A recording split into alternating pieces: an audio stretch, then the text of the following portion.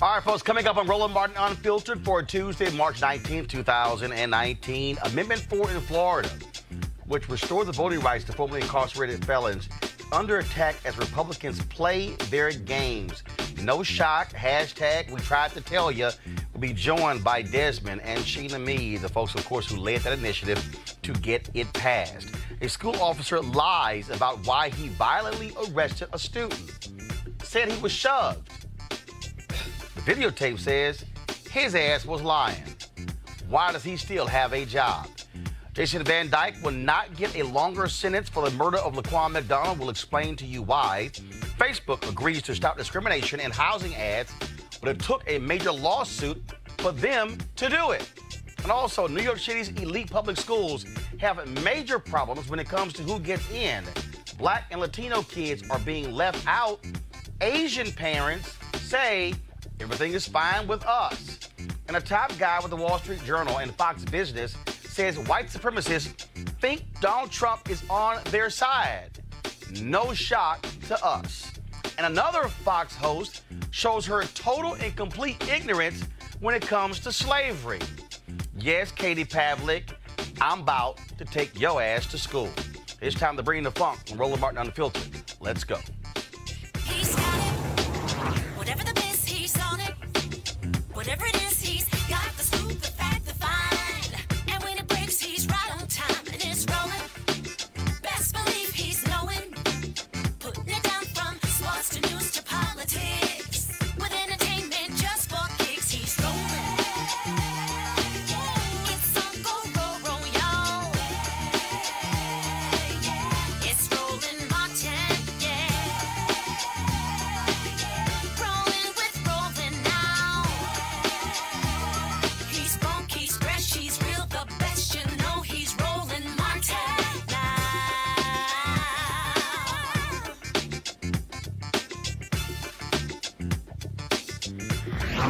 Martin. All right, folks, in November, by 65%, voters in Florida approved Amendment 4, restoring the voting rights to the formerly incarcerated. What did I tell you? And Republicans were not going to accept this lying down. Today, in Florida, what happened? A House committee voted along party lines, saying that in order for people to get the right to vote, they would have to pay back any fines they might have. Now, let me remind you, the amendment, as written, said nothing about that. But the Republicans do not want upwards of 1.4 million people having their right to vote restored. Did you actually think that they were going to take this line down? Did you actually think that they were going to have that many people get on the voting rolls to impact local as well as the 2020 election? Oh, no. Joining us right now is Desmond Meade and his wife, Sheena Meade. Of course, both of them led the effort to pass this amendment forward with the coalition there in Florida. Desmond and Sheena, we've had you on the show, and I knew this day was coming. I knew Republicans were not going to say, okay, sure, y'all passed it. This is no different than what happened in Utah, where the voters there said to expand Medicaid. Republicans said, no, we're going to change that. Or I think it was in Wyoming, where the voters passed a major ethics bill. Republicans said, nah, we're going to say to hell with you guys. I mean, they are in essence saying to you, to the folks who voted, what y'all voted for is irrelevant. We're going to control this show. So, Roland, I hate to say it, right, that you told us so, but, you know, I do still think that that is a blanket statement. I am not totally convinced that all conservative politicians is going to seek to thwart it. Right now, what we're looking at is just a handful of folks who is really seeking to expand what the definition of completion of a sentence is, you know, as well as include other agencies in determining whether or not people like me would be able to register to vote. But I can tell you this, in spite of what they're doing, we have thousands of returning citizens who have already registered to vote and participated in elections. Today, there's an election in Jacksonville, Florida, in which many returning citizens are turning out to vote for their sheriffs and for their mayors. We just had one in Tampa, and they're going to have a runoff, I believe, next month for the mayoral candidates. And so we're still pressing forward. We believe in people over politics, and we do believe that in the end we will prevail. But Sheena, the issue here is that, again, what they are doing, they are trying to suggest that, and they're actually using your language against you by saying that when this went before the Supreme Court, lawyers for your coalition said, well, completing a sentence could mean paying off all of your fines. So what they want to be able to say is that you have to be able to pay all these fines off, even if they were not related to your actual case. This is just different than what the language said. Yes. So, yeah, so the testimony that they're using by attorneys, and they're being real slick about it, because at the time of the oral arguments, that was no definite statement. At the end of the day, what we did know was that there is a very clear standard in the state of Florida that has been established under the leadership of Governor Charlie Crist, Governor Rick Scott, Governor Jeb Bush, Governor Lawton Childs. And it has been consistent throughout all of those administrations that completion of a sentence means that you have completed all terms of incarceration, you have completed all terms of supervision, and that you've paid restitution. And just to make sure that there was a clear distinction, the Office of Offender Review went further on to explain that we should not, and I repeat, not consider court costs, fines, fees, costs of supervision, and any other of these monetary obligations unless the judge specifically ordered those fees to be paid as restitution. And in cases where they're not, it should not be considered. That's a very clear, bright line that was drawn over several administrations, and I mind you, several conservative administrations, and that's the line that we're taking today. That's the line that we're telling our elected officials. Why even mess with it? You shouldn't be tinkering it with it. This Amendment 4 was about a grassroots movement. We intentionally refuse to have any politicians involved, because anytime politics get involved, anytime partisanship get involved, the people are the one that suffer. Yeah, And that's what we're seeing now. yeah, Sheena, I'm reading this Tampa Times story. Neil Volz, political director for the Florida Rights Restoration Coalition, which advocated for Amendment 4, said after that mistakes were made before the Supreme Court. And so it seems that what these Republicans are doing, if they're trying to use what was stated in before the Supreme Court against you with this. And again, for the folks who don't understand, what this measure would do, it would require folks to pay back all court fees and costs, even, according to this story here, even if those costs are not handed down by a judge as part of the person's sentence. Democrats are saying this is a poll tax. Sheena? Yeah, so Roland, well, thanks for having us on the show, and you are the prophet, and so I will give you that, but this is my approach. I'm a little bit more radical than Desmond. So my answer to all this, I'm an organizer, and Amendment 4 won in every state house district in the state, including conservative seats. 5 million people voted yes on 4 who were not convicted felons. If they want to play, we could play. In 2020, they will not have a seat. So my approach is this. We have 1.4 million people who have the right to vote. The people have spoken. The language is self-executing. They should leave it alone. And we are organizing. We're actually going to host a large conference call for our allies and our returning citizens.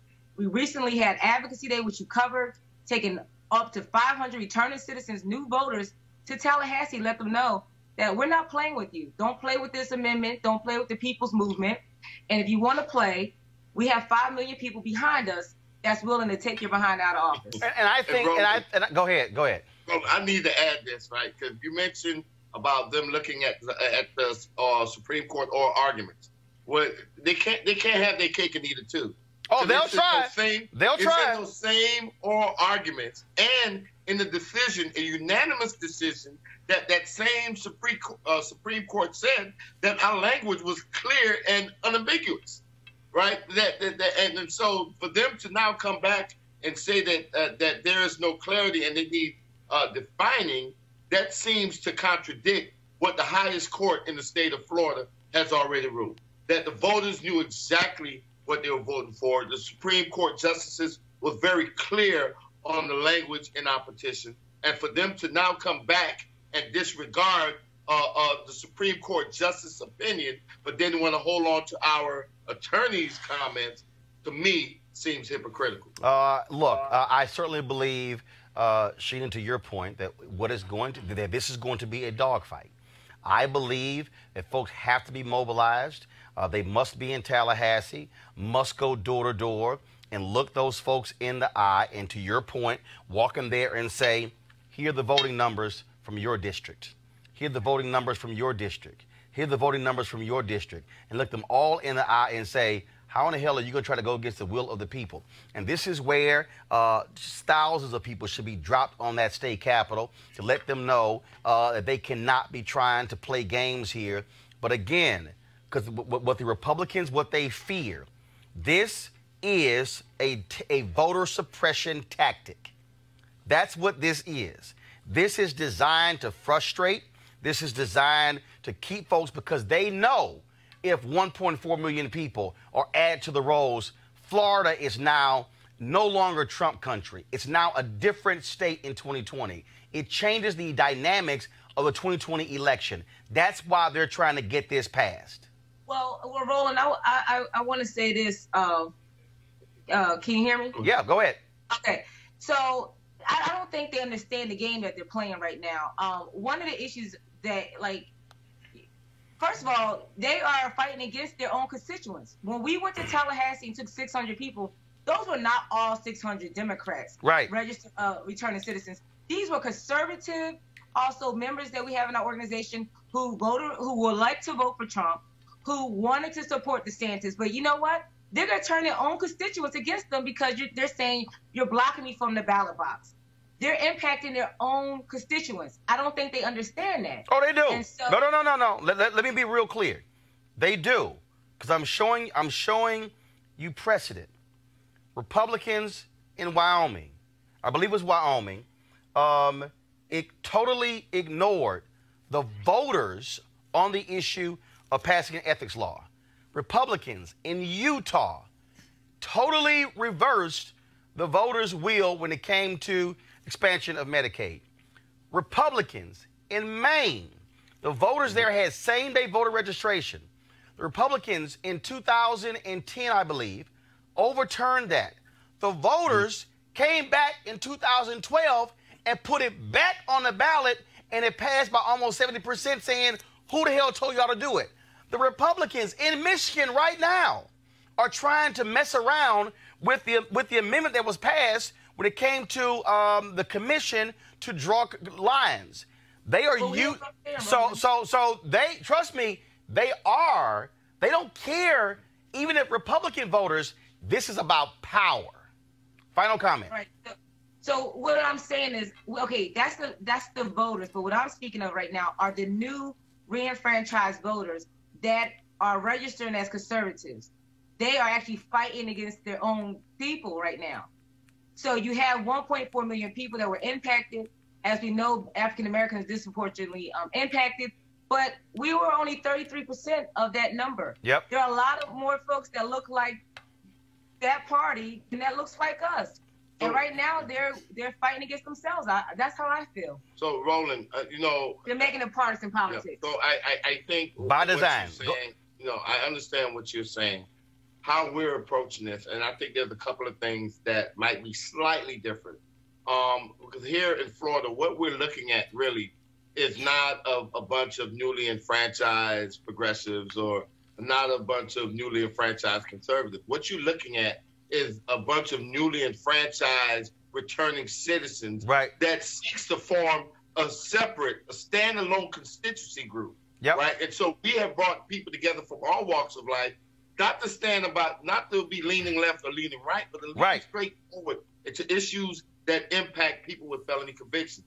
And because of that, and because of the fact that we have been without the right to vote for so long, we got a brother that called me the other day and said, listen, if there is a race for a dog catcher, I'm going to vote. That's right. We have people now that are excited about voting, and what these politicians are underestimating is the will and the tenacity of these newly reenfranchised returning citizens.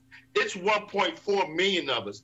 They can't, listen, they could try as hard as they may, but in Florida, where we know racists are razor thin, there will be consequences to be had for toying with our newly won right. And I would just add this, Roland. Yes. Today, we just came off of Advocacy Day, and our organizers have been on the ground and have been calling the participants, and the participants leaving from Tallahassee understand that the power that they have been calling to the Capitol, call the legislators where the legislators are hitting us up. Can you please let them know to stop calling? We will not stop calling. We will not stop showing up at your doors.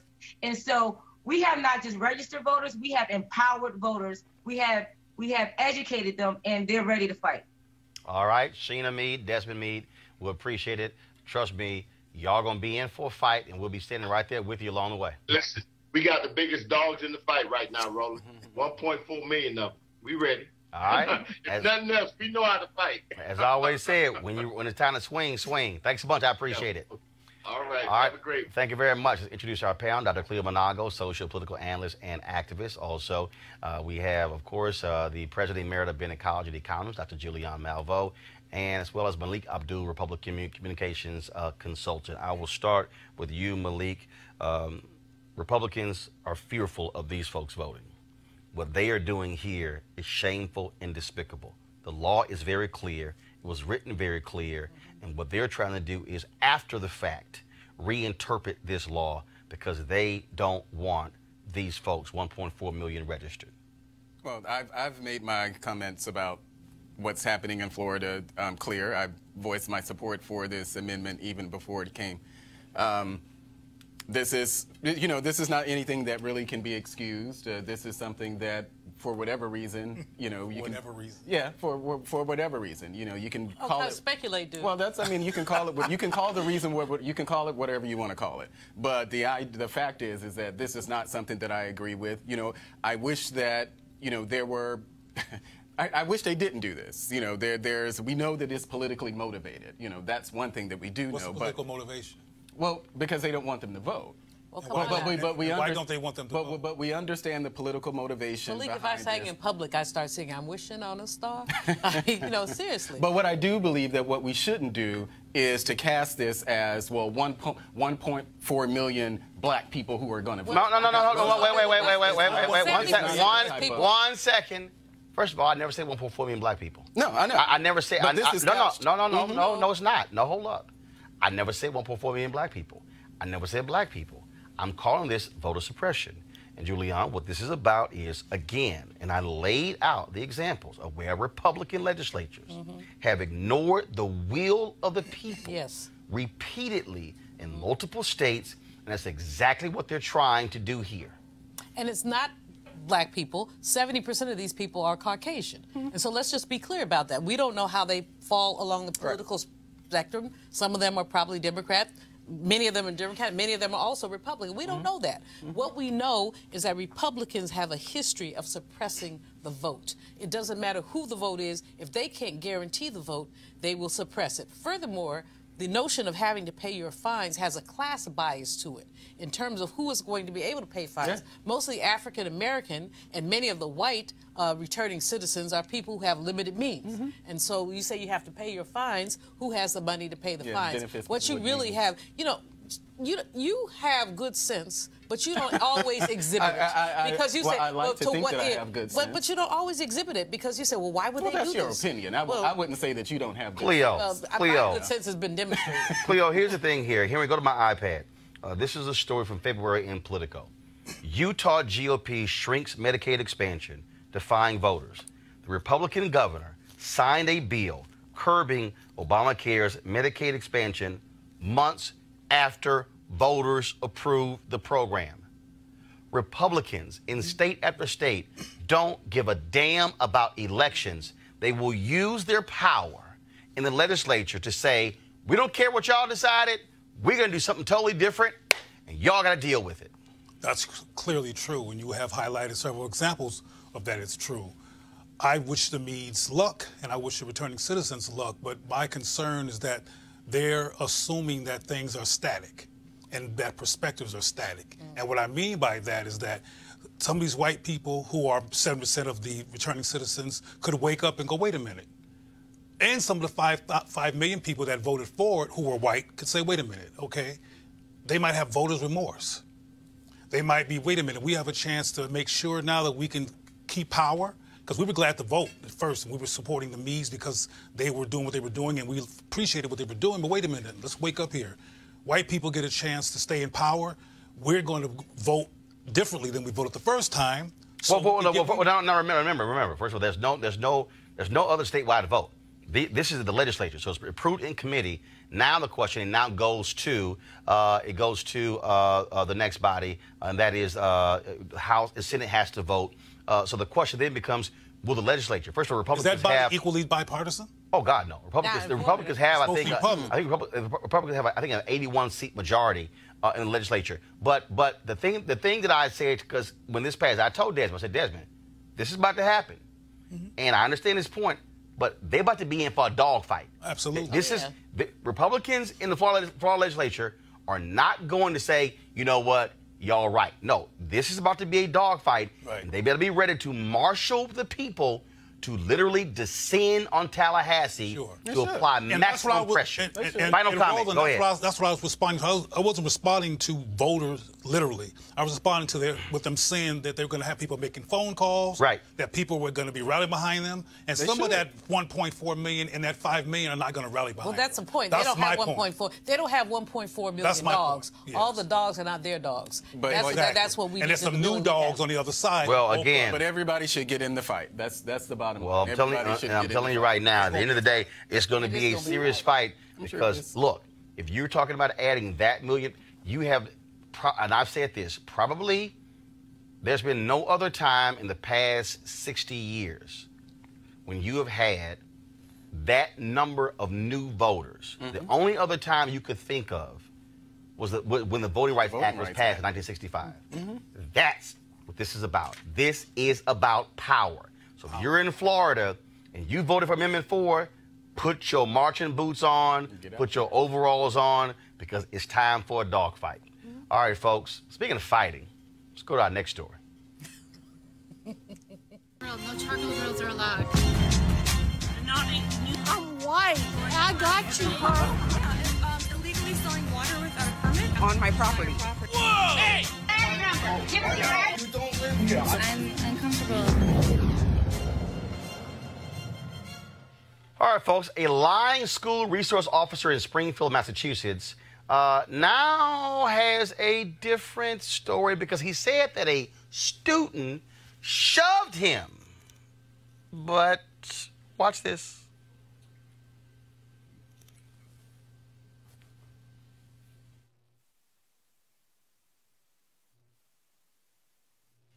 So we're watching the video. He says a student. We see the officer grab the student by his neck. The officer was sitting there, and you can see him being quite physical with that student. Then other folks step in. So in December, Angel Marrero arrested the student at the High School of Commerce in Springfield, Massachusetts, for initiating the incident by shoving him. Video clearly shows he didn't. Now, after the surveillance video surfaced in February, Marrero claims he didn't, guys, what's going on there? Claims he didn't deliberately file a false report. Play it again. He did by accident? Here's the video, y'all. He says he didn't deliberately file a false report. I'm trying to figure out where the shoving is coming from. Now, the student who has not been identified allegedly walked by and called the officer a pussy and threatened to slap the shit out of him. Marrero claimed that the student's unprovoked comments made him fearful of an assault. The officer's job status will be decided after a hearing by Springfield's Community Police Hearing Board. The Hampden District Attorney's Office is also opening a criminal review of the case. The student's charges were dropped this week. He should be charged for assault and fired. He should be fired. He should first fired, then charged for assault, then personally sued. This is a child. Even if the child did shove him. No. This was a police officer. Even if he did. No. There was no shoving. Yeah, No. She's been No. hypothetical. There was no. We ain't even going there. There was no shoving. I got you. Even if he cussed you out, you don't grab him by the throat and then you come back and lie. And they say you by accident. You lied Reality by is accident. he lied in order to cover up what he did, because Cleo, he did not realize it was a camera up there recording the whole thing. Right over his head. Clearly, he didn't realize it. And clearly, he figured he's going to lie like they always do and get away with it. Yes. But what are black parents doing to prepare their children to live in such a hostile environment? That's what I want to know. Because a lot of parents are passive. This is based on interviews and traveling and talking to parents and not actually engaging their children. When a black child sees that on television, they're going to be traumatized. And I'm just wondering if black parents are engaging their children around why this exists, that they should actually not feel bad about who they are because these kind of things occur, and be informed that this is a human corruption that's not their fault. I'm telling you right now, had that happened to me, Reginald Lynn Martin Sr. would have been at the school in about 20 minutes. And I'm just letting you know there may have been an escalation at the school as a result of this ignorant resource officer. You know, the thing, Roland, that we have to look at is why we don't have more black people on school boards, why we don't have more black people adjudicating this, why are parents not stepping up? Because this is the kind of stuff that needs to turn something out. Your parents, my parents, probably everybody on this panel's parents would be down there, but somehow our parents have drank the milk of tranquility and have not trained their young people to say, oh, no, hell to the not even the parents. I'm sorry. If I'm a student leaders, we shutting the school down. Hello. Like shutting it down. But the reason we're talking about this is because it's on video. Like I say every time I'm on this show, most cases are not on video. Right. Well, I'm not sure if a case like this wouldn't have made the news. Because video changes it. Yeah. Because people would have accepted what the officer All the said. time. Exactly. Then they would have All the interviewed time. people, and they would have said, Including well, some the black students people. are making the stuff up. The reality Or they would have is said he was a bad video actor. changes the equation. Right. It's no different than the Ray Rice deal. Right. Okay, when people saw him punching his wife, that changed folks' view. Yeah. And why he's never been back in the NFL. Malik, go ahead. What this is an extension of what we already know. You know, it is the seeing black bodies as threats, whether it was the super predator threats of the 90s or what we're dealing with This today. child was a full foot shorter than But that it man. doesn't. But we're still dealing with an extension of the same thing. That people see black bodies as threats. No, here's what we're dealing with. We're dealing with lying-ass cops. Yeah, of course we are. We're dealing with people who do not put in the contracts that if you lie on police reports, you will be fired. Mm-hmm. We're dealing with, he can change, he can sort of change his mind. To me, this is real basic. This is where we don't even have to have a hearing. Oh. Okay, you said It's on tape. the kid pushed you. Lie. That was a lie. You lie on a police report. You gone. Yeah, you should be fired. How do you Final comment. How do you Instantly. inadvertently lie? How do you inadvertently You lie? don't. Lie on purpose. So, You don't. So we have to be really clear that when we start looking at these police Mm-hmm. reports, what we're looking at is conspiracies against young black people. Right. Our young boys, our young girls are not allowed to have childhoods, and this is a tragedy. And here's the piece. And again, what we're dealing with here, when you talk about what happens all across this country, same thing we're about to talk about in Miami-Dade County, Florida, okay, where you have 5 recent incidents of police misconduct that have gone unpunished. The same problem. Reuben Roberts, chairman of the Miami-Dade NAACP, thinks a civilian review board is needed to rein in the police department. He joins us now from Florida. Reuben, welcome back to the show. So let's go over these 5 incidents. Here's a video we showed last week of cops violently arresting a black woman who had called the cops after being threatened by a white man with a gun. Let's take another look. Just calm down. You know what? She needs to be corrected, if anything. Calm down. All right? Why? Why do I have to be corrected when my life was just threatened and my daughter's sick? I just want to go to Are the you gonna store put and your charge my No, phone. please stop. She didn't even do nothing. Touch me. Do not touch me. Do not touch me. What do the not record heck? this. I Do not touch am. me. What the? Do not Why are you touch doing me. that? Why are you doing that? Do not touch Why are you me. doing Do that? not touch me. She's I not just doing said nothing. I wanted to call my kids. I just said I wanted to call my kids. My phone is dead. What do you not understand? I got a gun pointed in front of me, and my kids is sick. I'm stressed out. I need to go. All right, here's the violent arrest of Ephraim Casado, where the police lied about what happened. Shocking. Officers claim that Casado exited the car, quote, concealing his hands before committing a battery upon the detective. Press play.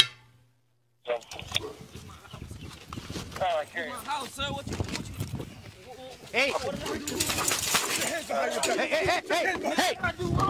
Hey, put your hands back! Put your hands behind your back, man! Well, that's abuse.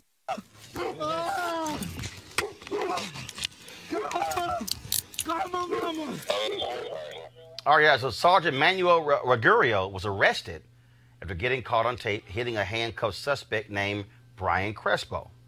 Here's that video.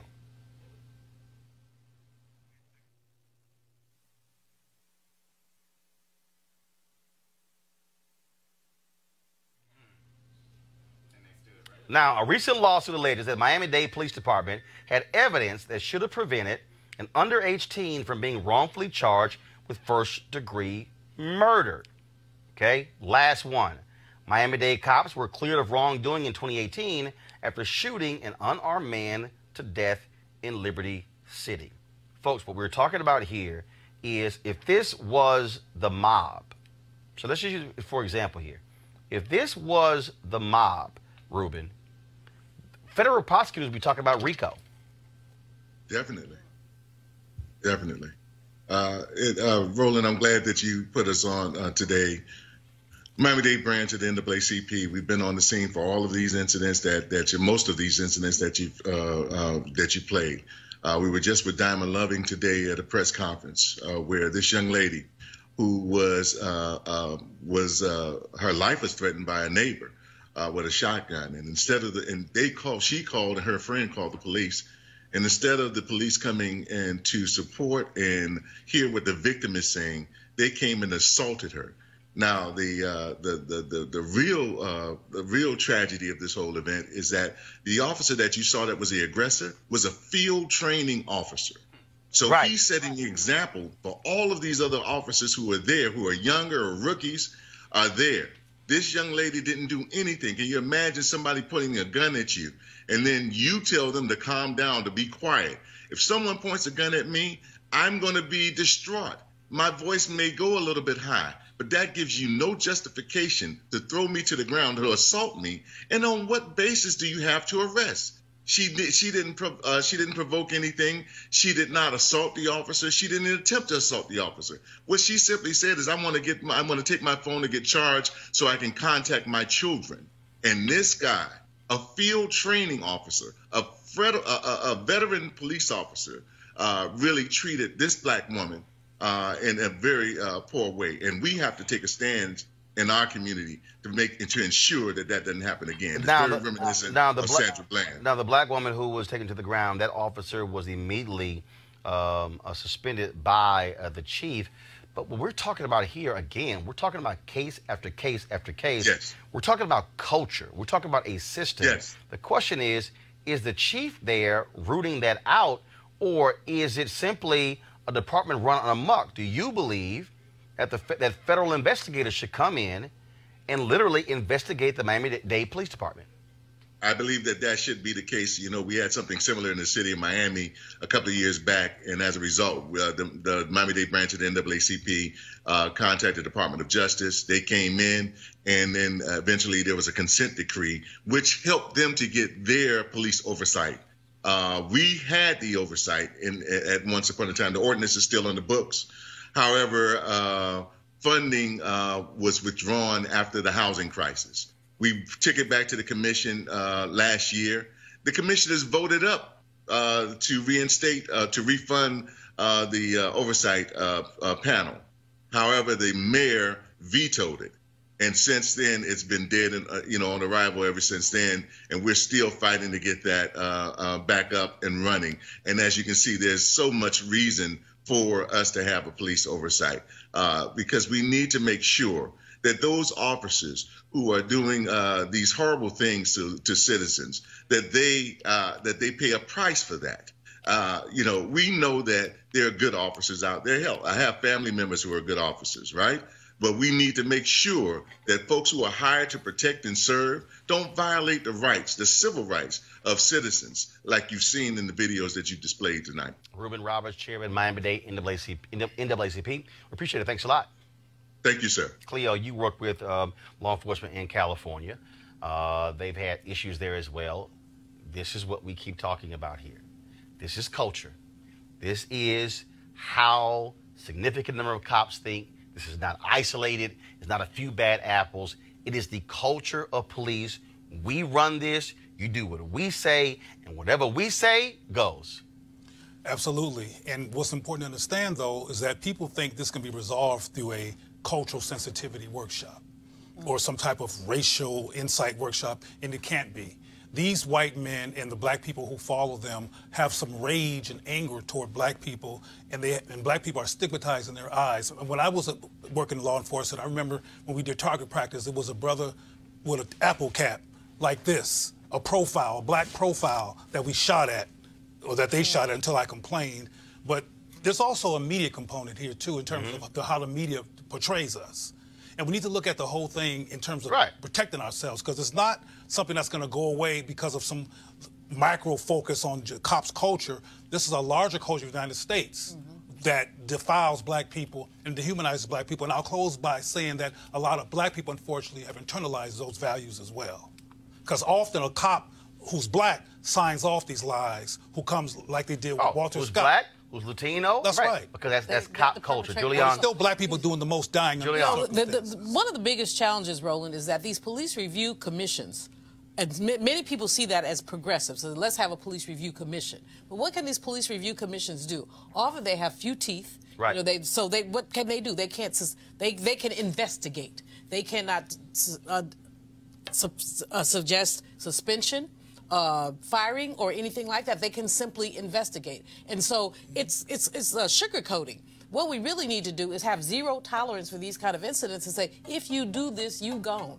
Period. If you do this, you gone. But who determines that? And look, this is the deal, Malik. The problem is you have a Department of Justice. Jeff Sessions is gone, but he left it in place where he doesn't want the DOJ coming in because that hurts the morale of cops. It's, you know, we gotta be concerned because they're in their feelings.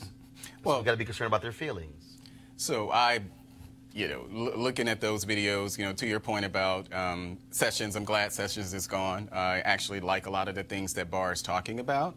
The videos in particular, it's nothing that unfortunately, it's nothing that we haven't seen before. You know, Tamir Rice was considered as I think it was a young man or. He was 12. Well, no, I'm saying how the actual caller. The line, no. The line as cop tried to suggest he was a grown man. Well, no, it was the original. It was a caller that. Yeah, it was a caller that had misidentified. No, the caller said it could be a toy. Right. The caller said it could be a toy. And so by but the police officer didn't have enough me sense. Finish my point. Finish your point, which is no point. Well, okay, well. Come on, finish point. So but anyway, so in that case with Tamir, within actually less than 2 minutes, he was dead. 90 seconds. No. Because they saw him. 90 seconds. It was shorter than that. He literally, the cop, it wasn't even 5 seconds. The cop literally came. By the time they drove up, the door wasn't even gone. fully open when the cop was firing his gun. Yeah. He gave no moment to even say stop. Right. What's your deal? But again, to Cleo's point, which I think is critically important, you do have to examine the entire piece here, and that is they walk into police departments conditioned to think, oh, they're guilty. Yeah. They're a criminal. They're going to shoot me. Mm-hmm. We've seen the videos where white cops and even others approach a car, hand on the weapon. Yet, if it's a white driver, they walk up, sir, can I see your driver's license? It's a totally different view here, and so hopefully we'll see some intervention there.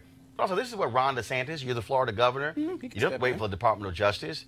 You can actually use your state troopers to investigate, but I doubt very seriously you have the guts to do so. But Roland, let's not forget white anger. There's some white anger in here that's causing these murders and this harassment, and we need to, at some point, on one of these. Well, no, I mean, but also it is all tied to, again, this notion of I have a badge and a gun, and I literally, the law is situated where I can do whatever I want, and I can then display whether it's my white anger, whether it's my black anger, whether it's whatever anger I got. If I want to go home and beat my wife, whatever, I'm gonna take it out on y'all and all those taxpayers out there who don't say nothing. Y'all getting jacked because millions and billions and millions of dollars in settlements, and that's why I want to see all the Republican no tax people. I want to see Grover Norquist, who's always talking about cut taxes, stand up to say, why is taxpayer dollars being spent billions on police settlements? It's worth it. I just want to see. I got to go to a break. Kill black I got to go to a break. I'll be back at Roland Martin Unfiltered in just a moment. It's worth it to kill black.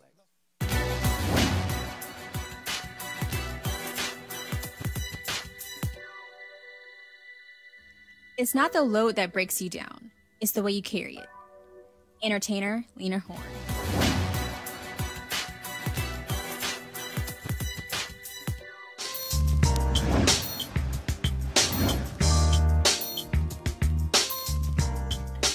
All right, folks, HBCU Giving Day. Its school is Norfolk State University, founded in 1935. It's located in Norfolk, Virginia. Notable graduates include Tim Reed, Karen Briggs, Nathan McCall, Yvonne B. Miller, J.B. Smooth, Susan D. Wigginton, many more. If you want to support Norfolk State, go to nsu.edu, nsu.edu.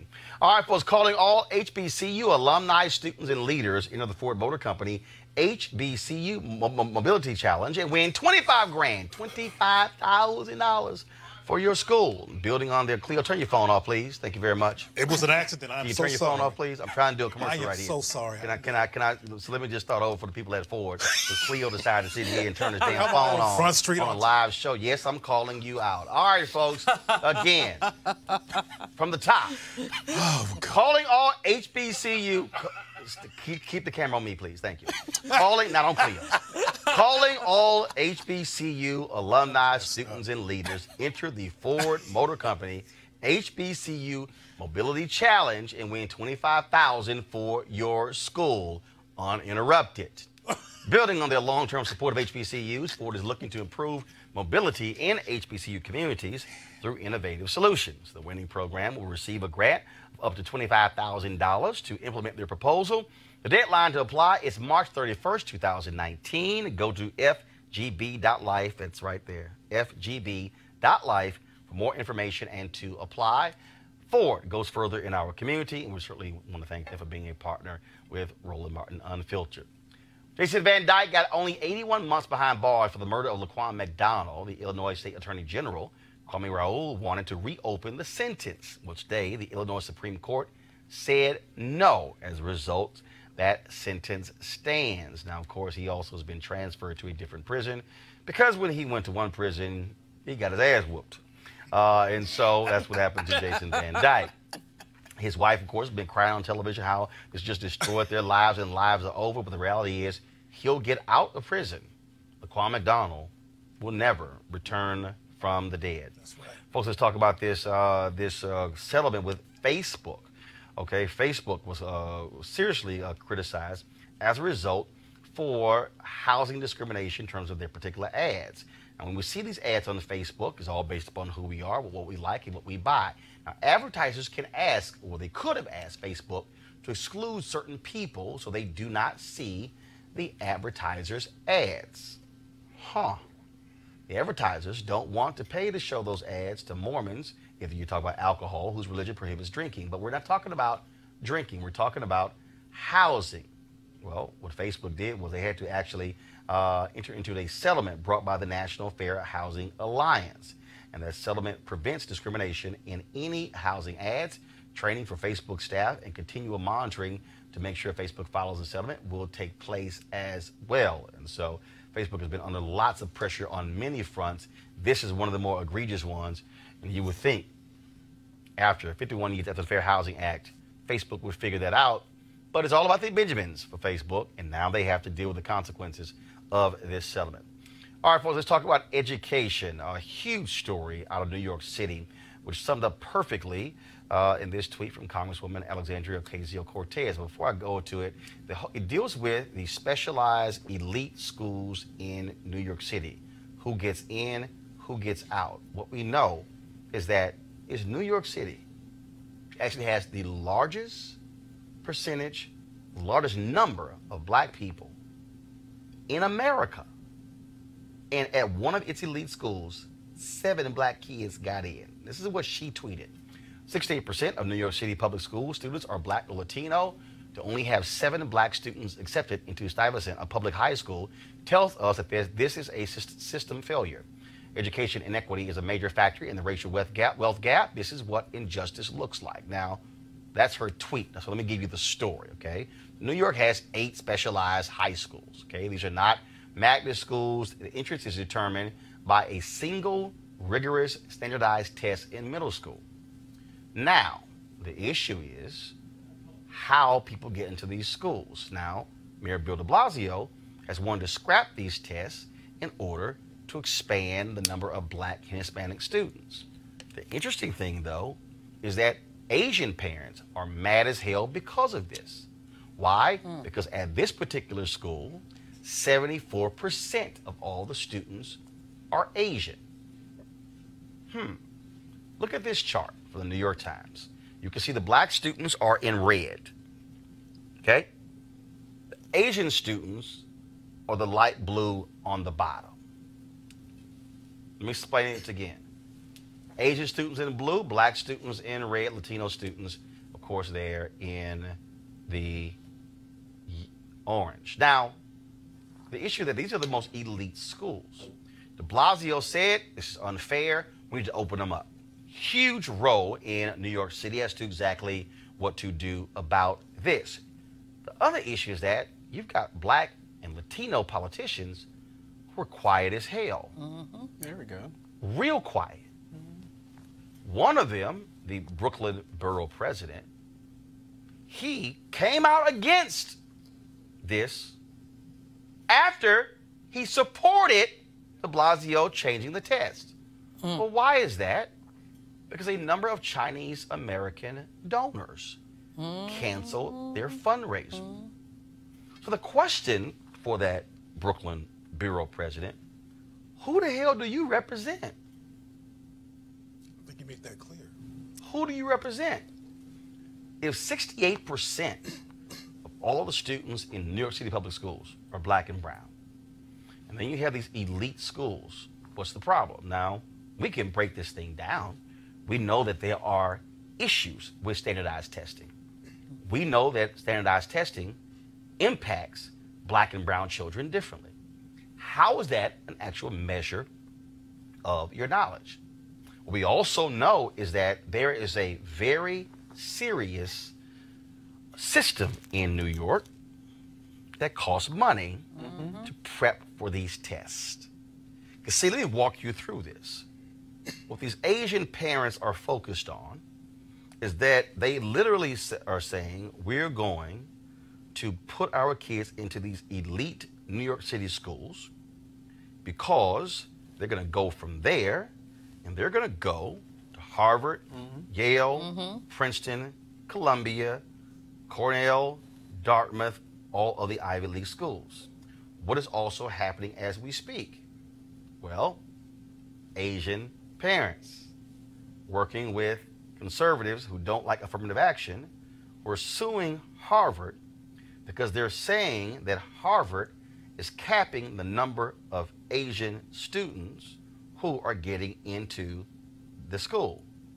They're all about the elite institutions. So what you have here is you have Asian parents who use affirmative action when it suits them, but now are working to take down affirmative action at Harvard when the real issue is like the white girl Mary Fisher who sued the University of Texas. What the Asian parents need to realize is it ain't the black folks and Latinos who are keeping y'all out of Harvard. It's the white folks when 1/3 of Harvard's incoming class are legacy admissions. Y'all should be dealing with white folks, but they literally will take down affirmative action programs in order to get their students in. Let's go back to New York City. De Blasio, who's the mayor, wants to change this. Other folks in New York State say, oh no, this is wrong, it's a bad idea, you shouldn't touch this. This, folks, is a fundamental problem because what we're dealing with is there even one solution. Somebody said, well, what if we then, since we have 8 elite schools, why don't we just create a 9th one for the Asian students? No. Create a separate school for the Asian students? So, again, walking you through the problem here. You have these parents who are spending thousands of dollars on special tutors, on programs to ace the test, which black and Latino parents can't afford. You have serious inequities here. The question is, what is New York City going to do? Also, what are these black and Latino politicians going to do? A couple of years ago, I spoke to the Black and Puerto Rican caucus in Albany, New York. This was not an issue. Trust me, I lit them up then.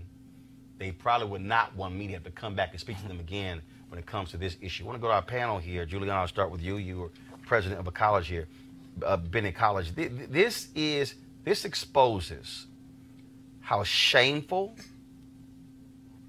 New York City public schools are and how you have all of these white folks, liberals, Asians, liberals, who say, oh, don't you dare touch these special schools because they have benefited more than anybody else from the system and don't give a damn about leaving black and Latino kids behind. And just step back for a moment, Roland, and talk about the economic implications of this. These schools are taxpayer funded. All of the tax dollars from New York are going to fund these schools. So black parents' dollars, Latino parents' dollars, everybody's dollars are going to fund these schools, but our kids are not getting the benefit of these elite schools. So it's literally a transfer from the poor to the wealthy. And that's something that I think has been missing in part of the conversation.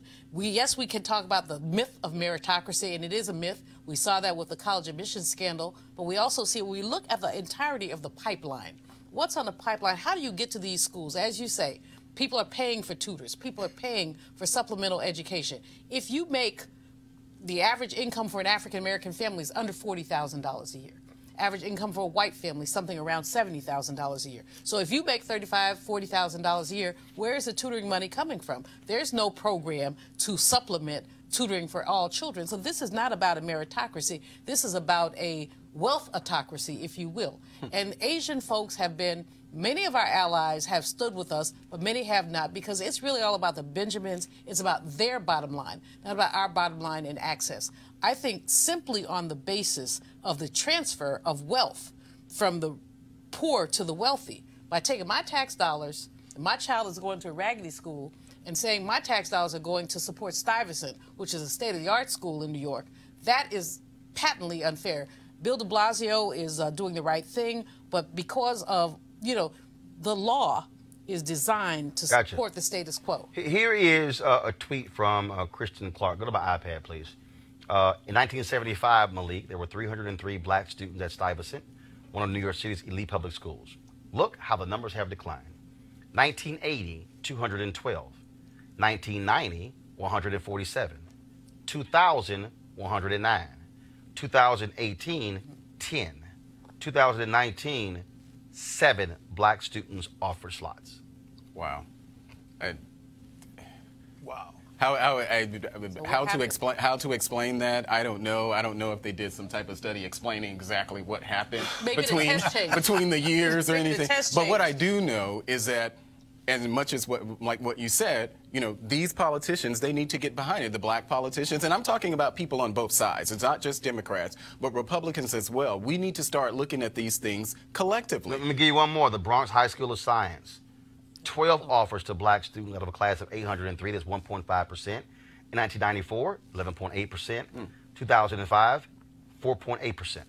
Let's get Alexandria or Ortez or Ocasio-Cortez, all of and many others, and many others. Let's get all of them together. They need to start pushing these type of things. She has a platform. Let her use the platform to address issues like this. Cleo, Roland, it's not an issue. Cleo, 295,000 black students in New York City public schools.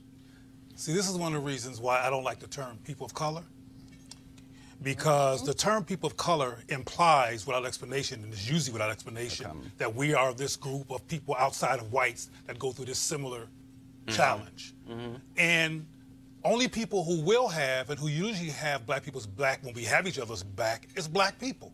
Yeah. We need to advocate for ourselves and stop being put into this people of color abstract inclusive. Right. Even when I speak Spanish fluently, so I'm often in Latino meetings, and anyway, the bottom line is that nobody be talking about black and brown, but black people. A lot of those people are just brown. We need to be just black. Black. And be glad about that. So I hope the point I'm making is clear here is that people of color, those people of color are Asian.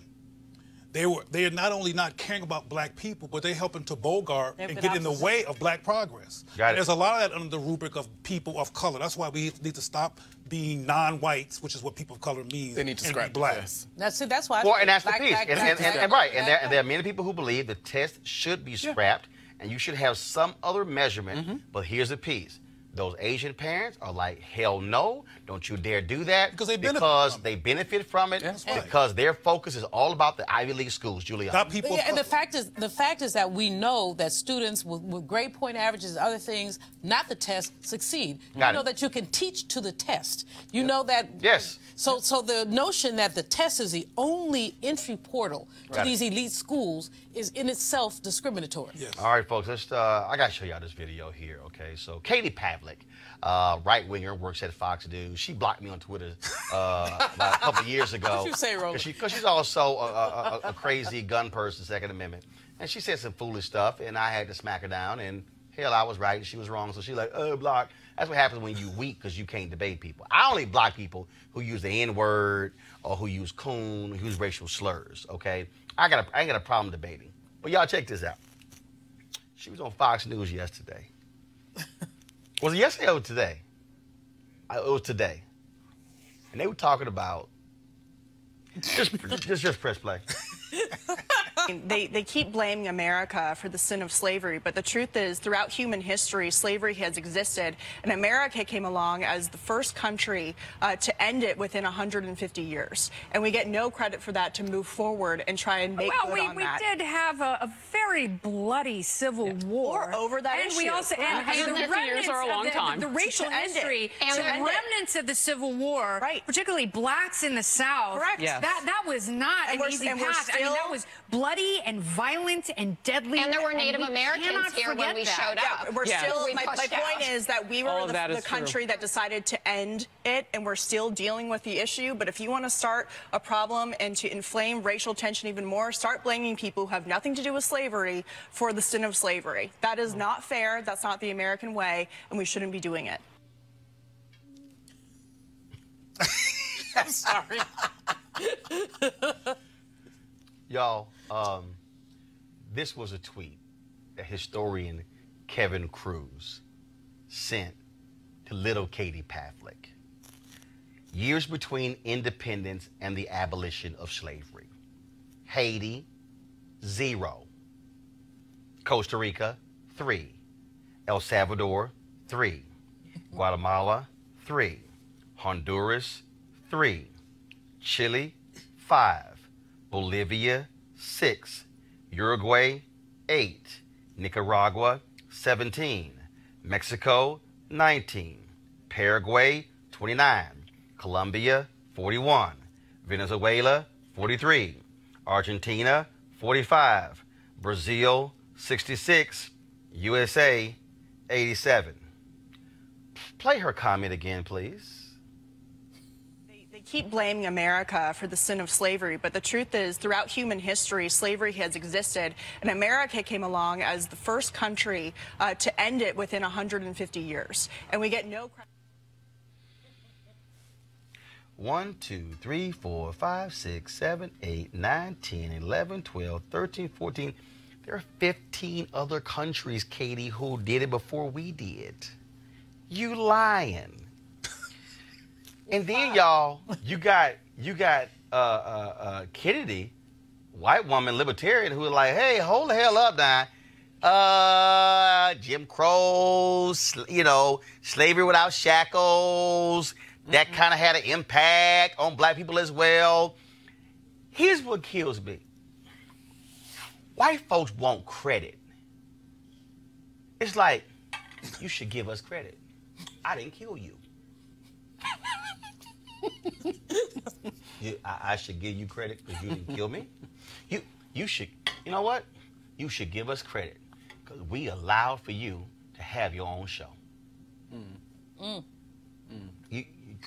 Credit. Y'all, she don't even understand 243 years of slavery, 10, 12 years of Reconstruction, and then 92 years of Jim Crow. Like 243 years of slavery, and then 243 years of slavery. Y'all free 10, 12 years. 243, 10, 12. Yeah, that's even exchange. This is how, this is idiot. Now, see, a lot of y'all out there got mad yesterday when word came out that Donald Brazile signed with Fox News. Let me give you my take on this. I ain't got a problem with it. You know why? Because you got to have light in darkness. You got to have folks who are willing to sit there and go, Katie, what the hell are you talking about? Now, Harris Faulkner didn't say much. I guess let the other white women handle it because she's the only black woman who's sitting up there. But the reality is, that's beyond stupid. And what you have to understand, folks, is that when a Katie Pavlik says this, she is having an impact on other stories as well. See, I ain't got a problem with the Lion's Den. Y'all have heard me say it.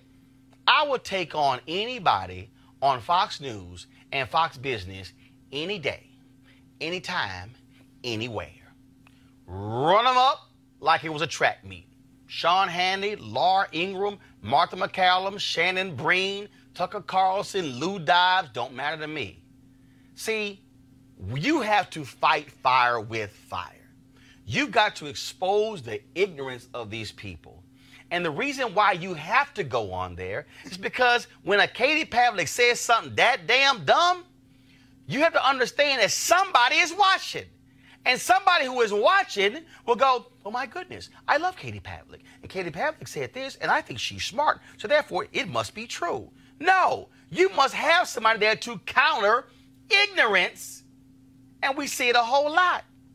And so, understand, folks, Katie Pavlik, not the only ignorant white woman out here. It's a whole bunch of people who think the same way Katie Pavlik does because they have never even bumped into a history book. Not read it, bumped into it. We are dealing with people in this country who have absolutely no clue about American history. These are the same people who literally think, yo, black soldiers and white soldiers were kicking it together in World War II. Not even realizing when the war was over, you had literally fights between white and black soldiers in train depots the moment they got back into America. These are the people, y'all, who become anchors and TV hosts and who gets hired by Trump to be UN ambassador and to be spokeswomen and spokespeople in the State Department. Do y'all understand that? We cannot say we're going to avoid the folks at Fox News. Oh, hell no. You got to go right at them with truth. You got to bring integrity, character, honor, and consciousness to the battle. Now, I agree. Democrats chose not to have the debate on Fox News. Ain't no problem with me because Republicans didn't have one on MSNBC in 2016. But Donald Brazil signed with them. I ain't got a problem with it. Hell, sign 10 more black people. You got to have warriors who are fighting in an information. This is information warfare. Let me say this again, folks. This is information warfare.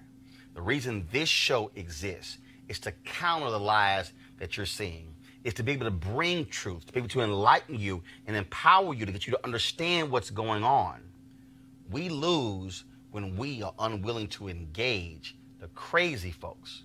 Glenn Beck went on Sean Hannity and said, if Trump doesn't win in 2020, it is the end of America as we know it. Yes, Glenn, you're right. It's the end of America of white supremacy. It's the end of a crazy person sitting in the Oval Office who lies even when he wakes up. He'll lie about what time he woke up. He just makes up stuff. So yes, Glenn, it should be the end of an absolutely narcissistic, crazy, ignorant, demented person who is sitting in the Oval Office. Folks, truth must always come to light. And I appreciate you, Katie Pavlik, for showing us your level of ignorance. Clearly, you didn't get into one of New York's elite schools because you would have failed that on the test. But I want y'all to understand, it's a whole bunch of Katie Pavliks walking around here, and we got to take them down one by one. And if we got to hit them in the head with a history book, now some of y'all see right there the conservatives like, oh my God, Roland's calling for violence against Katie Pavlik. No, what I'm saying is, Katie, pick up a book, any damn book, by a real historian. And I'm not talking about that hack, Dinesh D'Souza. Final comments? Going down the line, I'll start with you, Malik. Well, in this particular case, I actually watched it. I watch Fox every day. And damn. Surprise. Shocking. Surprise, hello, surprise. can the Republican just say something on the set without getting That's painful, brother. So I watch it. That's painful. Go ahead. I watch it every day. I watch that show every day. I watch Harris Faulkner every day. Fox News has a lot of actual solid journalists on their show. On this particular segment, that I saw today, the pushback that you saw from Kennedy, that's the same sort of pushback that you see on Fox when these type of things come. When these type of things happen. So I'm happy. Well, actually, you don't always see that because a lot of times. Well, I watch it all the time. Well, no, because I saw a clip the other night where Martha McCallum, she had a woman on. She didn't push back her craziness because a lot of times what they'll do is play the game. They only have one guest and not have another guest who can push back against their nonsense. That may be true, but that no. Wait. Hold up. Stop, Julian. Wait. Malik. It ain't that may be true. That is true. Okay, but she's a solid journalist. Who? Martha. Right, but the nonsense she quoted. So, but that's something that you saw the clip when NBC. Hold on, you saw the clip when she quoted MLK. Okay, I'm gonna play it for you tomorrow. Julian, go ahead. Here's the issue, Roland. As you pointed out, you have these dumb white women and others who have not had an encounter with a book ever. You're absolutely right that she should be assaulted with a book, but let's make it a softback, a paperback, not a... No. Again, when we say assaulted with a book, we're saying educated. But book upside the head, book upside the head. Because basically, there are so many episodes of Black history that people don't know, that you have conversations with white people. They don't know about Tulsa, Oklahoma. You know, they don't know about Black Wall Street. And a lot of Black folks don't know, but go ahead. I've had arguments with folks where they will tell me that after enslavement, everything was cool, not knowing about the stealing of our land, the conversations about reparations. And so this woman should not really be on the air. Cleo Monago, final comment. I hope to see what Brazil actually does. I'll probably be asking you, Malik, what had happened, because I have to eat. I don't watch Fox. But what I want to say before you get rid of me, Roland, is that I don't believe that all these white people who you're calling ignorant are quote unquote ignorant. I think they're doing industrial strength, white supremacy deflection. Got it. They don't care about the truth. That's one thing I want to make real clear. They don't care about what happened in slavery. They're trying to they're doing psychological war. And that's why it says informational warfare. Yes. They're not as ignorant as they say. No, they're ignorant. They're ignorant, but I know the game. I got it. They want white supremacy to look like it's not a bad thing. I know. They used to say that we enjoy being slaves. Remember that? I understand. That we were in the cotton field singing, and they knew we were being lynched at the same time. I got you. So we keep assuming that they're rational. No. Hold up. I can call you ignorant, not assume you're rational. They're not No, they have a strategy, is what I'm saying. I understand. When she says that deflective crap, which is all over Fox, they're doing that to create a narrative in the society that reflects any clarity about what's really going on, so they can stay in power. All right, y'all. It's time for us to go. Great show today. If you want to support Roland Martin Unfiltered, please go to RolandMartinUnfiltered.com. Join our Bring the Funk fan club. We actually roll those credits on Friday, all the folks who have donated. Join our fan club. And also on Friday, my one-on-one with Lisa Ray. Don't want to miss that. We talk about, again, being aware of issues in politics and the importance of voting. You definitely want to hear her testimony about that as well. So again, support us at RolandMartinUnfiltered.com. I'll see you guys tomorrow. Holla!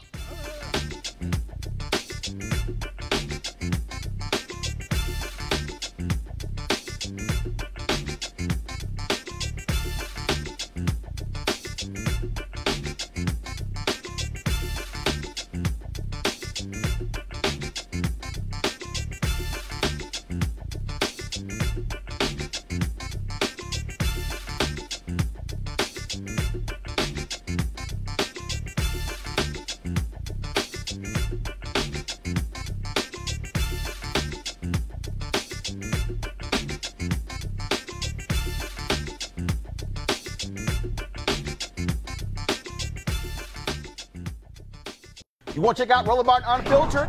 YouTube.com/Roland S. Martin. And subscribe to our YouTube channel. There's only one daily digital show out here that keeps it black and keep it real. It's Roland Martin Unfiltered. See that name right there? Roland Martin Unfiltered. Like, share, and subscribe to our YouTube channel. That's YouTube.com/Roland S. Martin. And don't forget to turn on your notifications so when we go live, you'll know it. You want to support Roland Martin Unfiltered?